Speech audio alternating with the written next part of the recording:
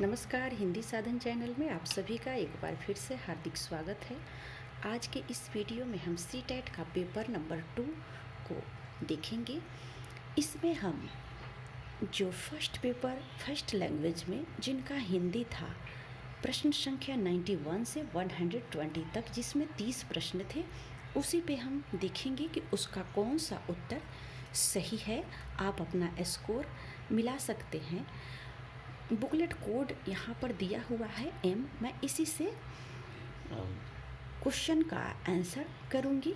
तो अगर आपका बुकलेट कोड M है तो आप इससे अवश्य ही मिलान करें। इससे पहले हमने SST and child development pedagogy का भी वीडियो बना रखा है। अगर आपने उसे नहीं देखा है तो अपना आंसर की उसे अवश्य ही चेक कर ले। तो चले हम वीडियो को शुरू करते हैं। इससे पहले अगर आपने हिंदी साधन चैनल को सब्सक्राइब नहीं किया है तो सबसे पहले चैनल को सब्सक्राइब कर ले और अपने दोस्तों को भी वीडियो शेयर करें ताकि वो भी इसका लाभ उठा सकें। आप यहाँ पर गद्यांश देख रहे हैं, तो इस गद्यांश को मैं नहीं पढ़ूंगी, मैं केवल प्रश्न का उत्तर को ही बोलूँगी। प्रश्न संख्या 91, शिक्षक के उत्तर से उसके बारे में धारणा बनती है। ऑप्शन पहला सही हो जाएगा, सत्यवादी था। अगला प्रश्न है, लड़की के अनुसार सब कुछ संभव है यदि हो। ऑप्शन दूसरा सही हो जाएगा, सच्ची लगन और ऊंचा इरादा। अगला प्रश्न है, गद्यांश में निहित मुख्य संदेश है। ऑप्शन तीसरा सही हो जाएगा, सफलता के लिए लगन और परिश्रम आवश्यक है। अगला प्रश्न है, आश्चर्यचकित का विग्रह होगा। ऑप्शन तीसरा सही हो जाएगा, आश्चर्य से चकित। प्रश्न है, व्यंग क्रिया का सबसे उपयुक्त अर्थ होगा। ऑप्शन पहला सही हो जाएगा, उपहास किया।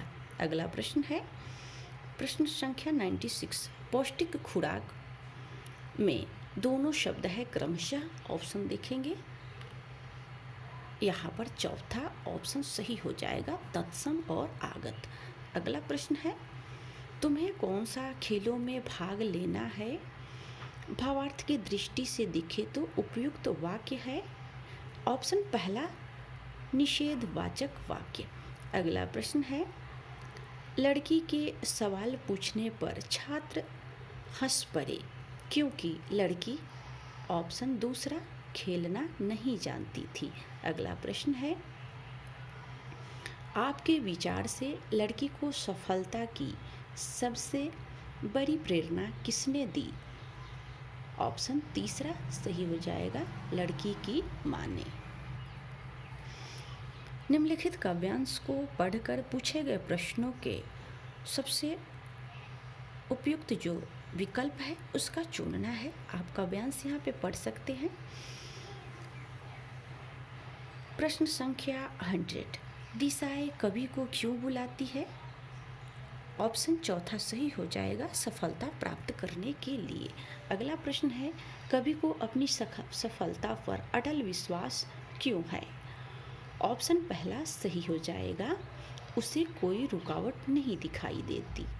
अगला प्रश्न है, किस पंक्ति से प्रतीत होता है कि कवि का व्यक्तित्व बदल गया है। ऑप्शन चौथा सही हो जाएगा, मुझे आज लगता है कि मैं वह नहीं हूँ। तो यहाँ पर जो प्रश्न है वो बहुत ही कठिन प्रश्न है, ज़्यादातर कंफ्यूज करने वाला है। ऐसे लोगों को लगता है हिंदी बहुत आसान है, बट हिंदी का जो पेपर था वो बहुत ही कंफ्यूज करने वाला था। अगला प्रश्न है, काव्यांश की दृष्टि से इंद्रधनुषी शब्द है। ऑप्शन तीसरा सही हो जाएगा, विशेषण। अगला प्रश्न है, अर्थ की दृष्टि से शीर्ष से भिन्न शब्द को पहचानिए। तो ऑप्शन डगर, अवरोध, व्यवधान, बाधा, तो इन तीनों का एक ही अर्थ है, डगर यानी राह। ये ऑप्शन पहला सही हो जाएगा। अगला प्रश्न है, कविता का केंद्रीय स्वर है। ऑप्शन पहला सही हो जाएगा, उत्साह और आत्मविश्वास। अगला प्रश्न है, नीचे दिए गए प्रश्नों के लिए सबसे उचित विकल्प का चयन कीजिए। गद्य शिक्षण में अपेक्षित नहीं है। ऑप्शन चौथा सही हो जाएगा। हिंदी भाषा की पाठ्यपुस्तकों में हिंदीतर भाषाओं की रचनाओं को भी स्थान मिलना चाहिए ताकि ऑप्शन दूसरा सही हो जाएगा। बच्चे हिंदीतर रचनाओं की भाषिक विशेषताओं से परिचित हो सके। अगला प्रश्न है, उच्च प्राथमिक स्तर पर हिंदी भाषा शिक्षण का एक महत्वपूर्ण उद्देश्य है। ऑप्शन पहला सही हो जाएगा। अगला प्रश्न है, भाषण परिचर्चा संवाद बच्चों की क्षमता का विकास करने में सहायक है। ऑप्शन दूसरा सही हो जाएगा। मौखिक अभिव्यक्ति। अगला प्रश्न है, गद्य रचना को पद में रूपांतरित करना और पद को गद्य में रूपांतरित करना खाली स्थान में मदद करता है। ऑप्शन तीसरा सही हो जाएगा। भाषाई रचनाओं पर अधिकार। अगला प्रश्न है, 8वीं कक्षा में हिंदी भाषा सीखने सिखाने के लिए आप किस सामग्री को सर्वाधिक महत्व देंगे। ऑप्शन दूसरा सही हो जाएगा, साहित्यिक सामग्री। अगला प्रश्न है, आप 6ठी कक्षा के बच्चों के लिए हिंदी भाषा सीखने सिखाने के लिए किस विधि का समर्थन करेंगे। ऑप्शन सही हो जाएगा।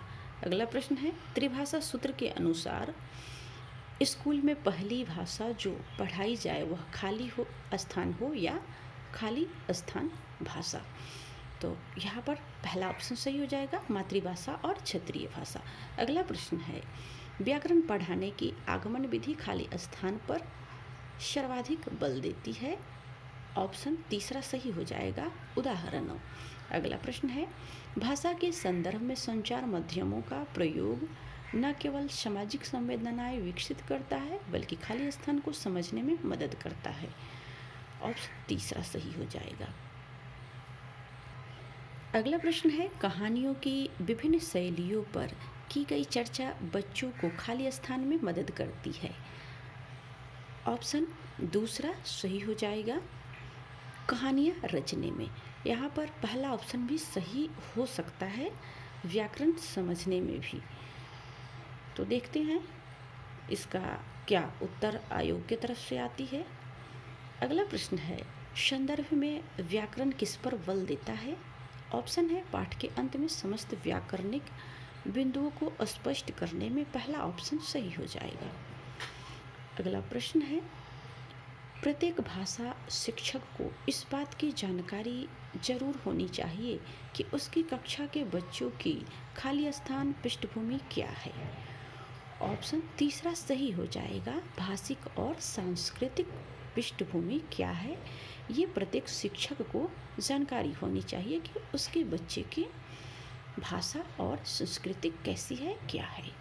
अगला प्रश्न है, प्रश्न संख्या 119। 7वीं कक्षा में पढ़ने वाले ऋषभ ने बच्चों को जल संरक्षण पर आधारित सरकार द्वारा जारी पोस्टर दिखाया और चर्चा की। ऋषभ द्वारा प्रयुक्त सामग्री है। ऑप्शन चौथा सही हो जाएगा, प्रामाणिक, क्योंकि सरकार के द्वारा जो जल संरक्षण पर आधारित पोस्टर था वह प्रमाणित था, इसलिए ऑप्शन चौथा सही हो जाएगा, प्रामाणिक। अगला और अंतिम प्रश्न है, कविता शिक्षण के समय शिक्षक द्वारा ऐसे प्रश्नोत्तर पर बल देना चाहिए। इस 4 ऑप्शन में 2 ऑप्शन सही हो सकता है। देखते हैं इसका उत्तर क्या आता है। एक जिसका उत्तर एक ही हो और जिससे उत्तर विभिन्न हो, इस दोनों में डाउट है। देखते हैं इसका क्या आंसर आता है। तो आज के लिए इस वीडियो में इतना ही। मिलते हैं अगले वीडियो में। तब तक के लिए वीडियो देखने के लिए आप सभी को बहुत बहुत धन्यवाद। वीडियो को लाइक और शेयर ज़्यादा से ज़्यादा करें। हिंदी साधन चैनल को सब्सक्राइब अवश्य कर लें।